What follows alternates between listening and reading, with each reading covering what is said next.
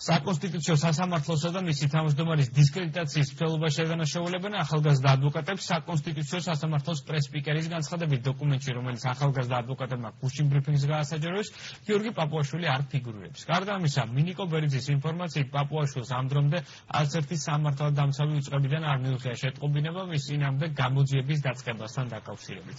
შევახსენებთ, გუშინ ორგანიზაცია ახალგაზრდა ადვოკატებმა პროკურატურიდან მიღებული წერილი გაასაჯაროეს, რომლის მიხედვითაც მათი თქმით გიორგი პაპუაშვილის მიმართ თაღლითობის მუხლით გამოძიება მიმდინარეობს.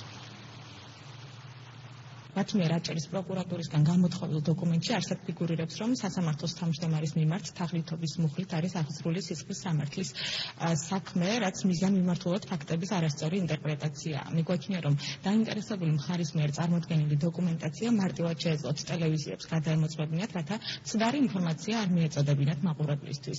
სასამართლოს თავმჯდომარეს დღემდე არც პროკურატურიდან და არც რომელიმე სხვა უწყებიდან არ მოსვლია რაიმე დოკუმენტი მის მიმართ გამოძიების დაწყებასთან დაკავშირებით. სამწუხაროა, რომ მოხდა ფაქტების დამახინჯება, რაც საზოგადოების შეცდომაში შეყვანას ემსახურება.